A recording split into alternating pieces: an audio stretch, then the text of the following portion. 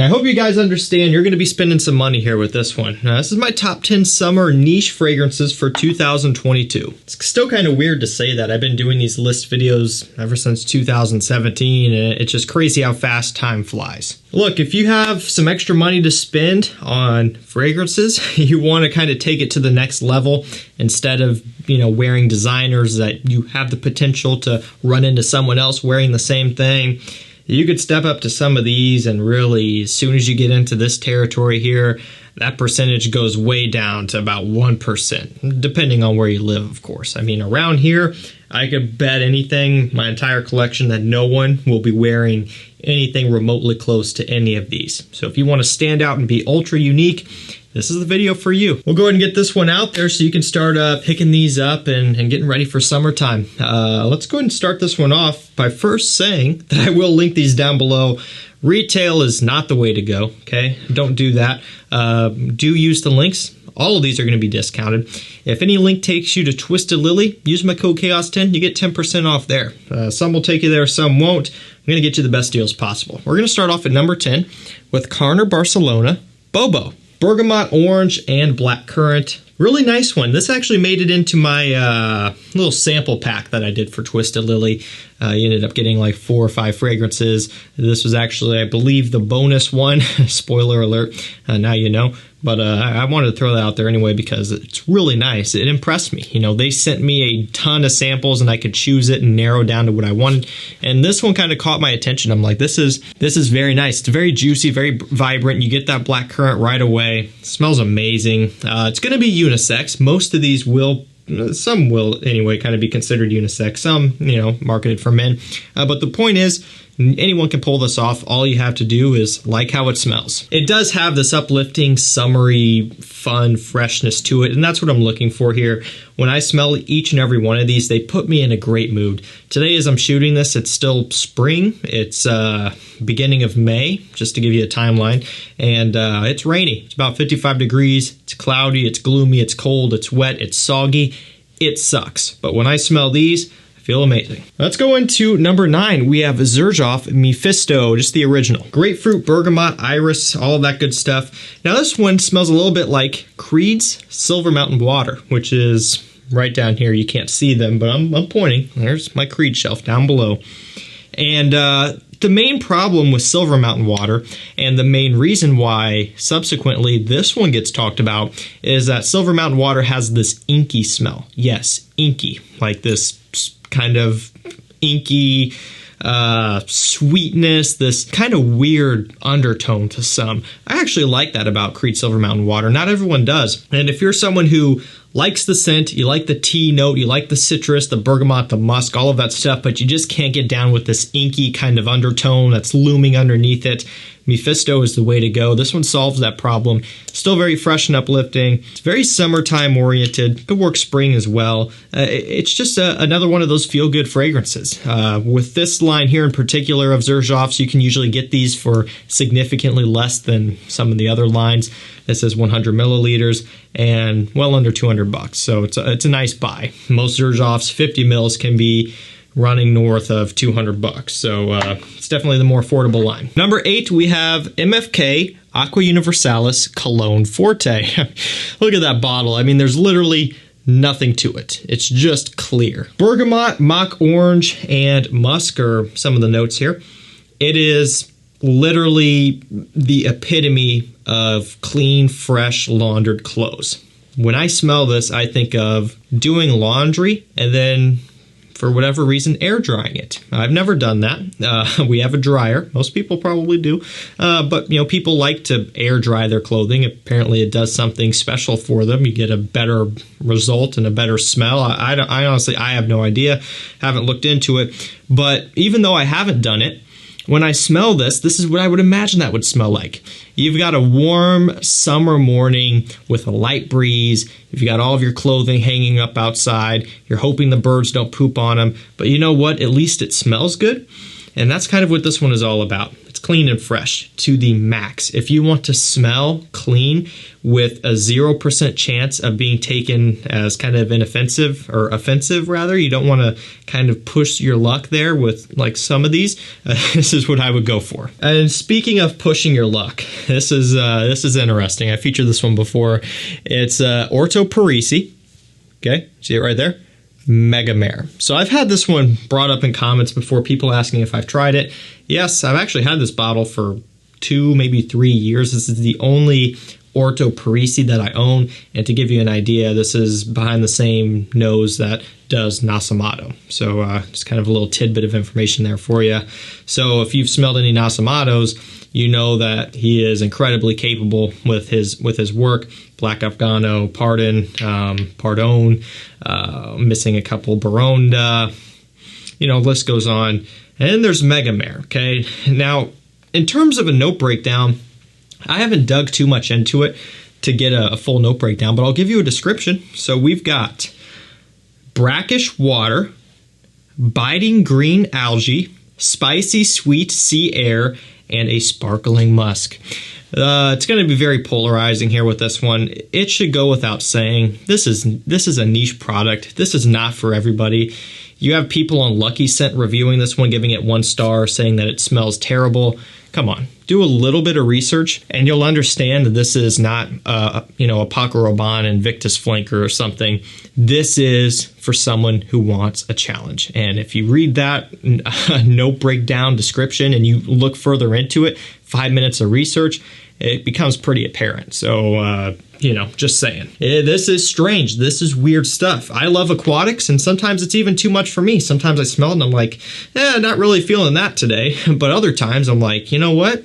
I'm hanging out at home by myself, hanging out outside in the weather. I'll go for this one. And a lot of times when I do wear it for myself, I really enjoy it. This is something different. Out of everything here in this entire video, this is going to be the most niche smelling. If you want niche, if you want different, if you want weird, this is your go-to. It's a parfum concentration. It is no joke, ridiculously strong. This is, it's 60, well, no, it's actually 50 milliliters. The 5 looks like a 6, but it is 1.7 ounce, 50 milliliters. This will last you a lifetime. Do not go heavy on the trigger unless you want to knock yourself out and be found unconscious by your partner when they come home. Moving into number 6, we have one of my favorite niche brands, actually. This is from Kilian Paris. It's vodka on the rocks. So, for the most part, Kilian is known for their smoky, woody, earthy, and boozy fragrances, right? And to be fair, those are kind of my favorites. Straight to Heaven, Intoxicated, Back to Black, Dark Phantom or Black Phantom. Yeah, Black Phantom. I'm thinking of Dark Lord. All of those there, some of my absolute favorites. Love them.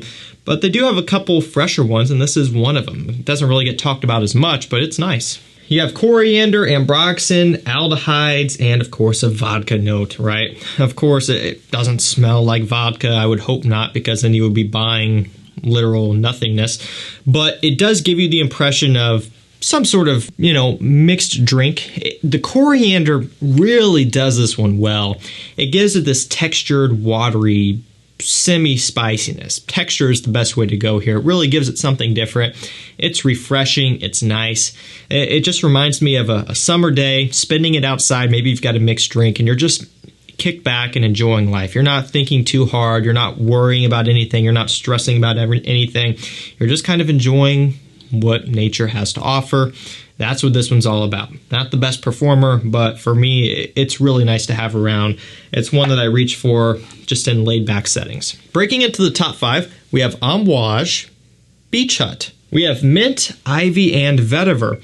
So when you think of Beach Hut as a fragrance name, you're probably thinking aquatic, like super aquatic, salty, ocean air. Don't think of that when thinking about this, because you don't get any of that. You get woods, a strong vetiver, a nice green mintiness, so it's green, woody. The ivy is also kind of giving off this green smell, but this addition of an extra layer of woods here. And of course, like I already mentioned, but I want to reiterate, vetiver. A lot of people seem to struggle with vetiver. Of course, this is a niche video, so you guys are probably here for it, but I'll feature something like Encre Noir, the original, which is a cheapie, and it's a relatively mild vetiver, and a lot of people just aren't comfortable with it. So if you're not comfortable with vetiver, you're definitely going to want to run away from this one because it's a little bit of a stronger vetiver. It's going to be a little bit more tricky to pull off. But for me, even though it's not aquatic and, you know, sea salty and all of that stuff and super citrusy, it still kind of reminds me of kicking back in a chair on the beach. You know, it is sweeter, it's woodier, it's heavier, but it kind of still has this tropical smell and just a different way. And I think that's what niche is all about. It's about achieving a feeling or an emotion, but just in an unconventional way. And that's what this one does. Number 4, we have Mancera Vetiver Sensuel. Vetiver, lime, lemon, and orange are some of the main notes. Oh man, this is really nice. So we're going from one vetiver to another. However, this vetiver, completely different than Beach Hut. If you want about the soapiest, clean, niche vetiver you can get that is inoffensive to the max, this would be it. It is really nice. It's a super easy wear. It's citrus based with a nice clean vetiver. It's not earthy or smoky or anything kind of like Beach Hut can come across. It is fresh and bright to the extreme. You know, you pick up on the lime, the lemon, the orange. I think there's probably even bergamot. Pretty much every fragrance has bergamot, right? Would be no surprise. All of this citrus. It comes together very nice. You know, I actually don't know what this one is marketed towards.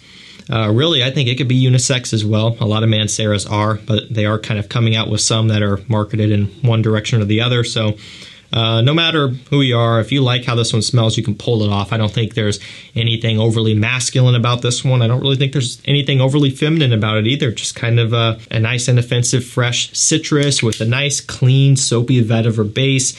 It's super easy. You know, a lot of niche fragrances can be hard to pull off and challenging and maybe stressful to some people. That's not this one. I could grab this any day in the summertime and wear it, and I'll be set. On top of that, performance, crazy good. Like most, you're going to be getting, at least for me, 8, 9, 10 plus hours, no sweat. Breaking into the top 3, we have Xerjoff Nio. Man, is this good. I featured Kobe in my spring list, and it could have fallen into here, but instead of featuring that and having it be redundant, I went ahead and went with Nio. Of course, we've got bergamot, neroli, green notes, vetiver as well. This is, you know, kind of the bergamot fragrance for me. When I want bergamot at the highest level, a sour, tart, high impact, sparkling bergamot note, I go with Nio every time. Kobe is amazing. I love Kobe. It's a little bit sweeter though. It's kind of a sweet citrus with a good amount of a creamy orange. This is bergamot that's sharp and bright and sparkling with a super photorealistic neroli, this leafy, crushed up green neroli smell. It is so photorealistic, so bright, effervescent, uplifting. It is summertime for me. You know, this is a perfect one if you're, I don't know, just hanging out at home. Maybe you've got some woods behind you. You're just kind of enjoying nature. Maybe you're doing some gardening. It has this leafy green smell like you would expect to come from a garden of sorts. You know, no matter what it is, this one you can get along with. If you're after bergamot, go here. Number 2, we have Creed Aventus Cologne. So, you know, this is really no stranger to my skin. I mean, summer's coming around, and this bottle is going to be getting hit hard. It does for me every summer, or at least the past couple, I should say. Hasn't been out forever. And actually, at first, I wasn't super into it. I was wearing the regular Aventus during summer. And while I still reach for Aventus, the original, in summertime, this is kind of my hot, humid, you know, super warm lake day summer scent, basically, you know. Creed Aventus to me is a summer fragrance. Pineapple, bergamot, all of that stuff with a good amount of woods underneath, you know. It still works for me. But if it's going to be miserably hot, I'm going to be sweating, and it's going to be, you know, just a July or August afternoon. That's kind of where I pivot towards this one. It's refreshing. It's relaxing. It has this Chanel Allure Homme Sport / Versace Pour Homme kind of undertone smell to it with the Aventus DNA, of course, still very strong.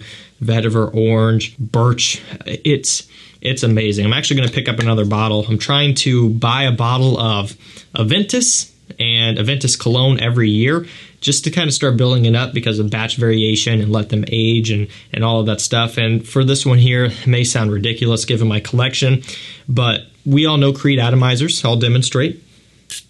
That's a lot, you know. It would not be hard to burn through this at all. And I've already put a dent in it. I've had decants of this one before that I've also worn through heavily.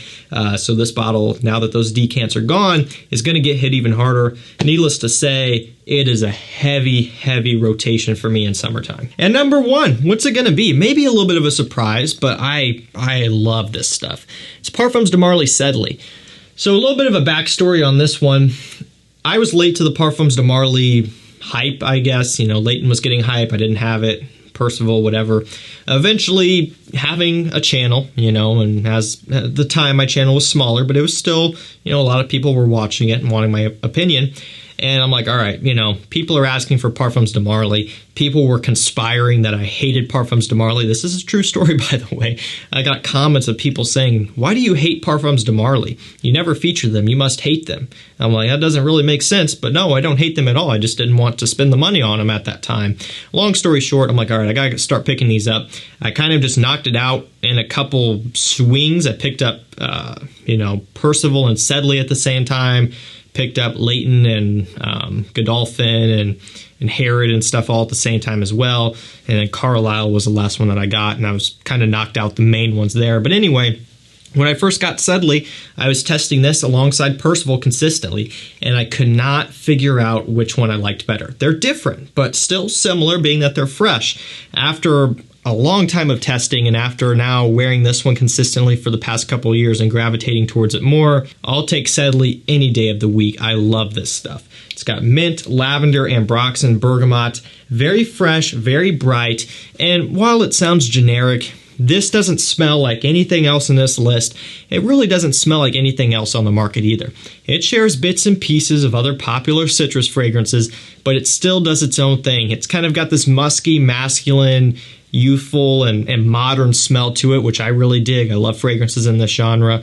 The ambroxan gives it a nice fuzziness. I wouldn't really consider it too much of a blue fragrance though. It doesn't smell like any of those, but it is fresh, very citrusy, very bright, and it works in super high heat. Absolutely love this one.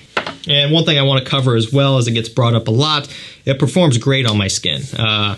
No problem. 8 hours at a minimum, no sweat, every single time consistently. Alrighty guys, that's gonna do it for me. That is my top 10 summer niche fragrances for 2022. Love these picks, love these fragrances. If you guys are looking to splurge a little bit, this is a great starting point. That's gonna do it for me. Thank you so much for watching. Stay safe, stay healthy, and enjoy your summer. We'll see you tomorrow with another one. Take care.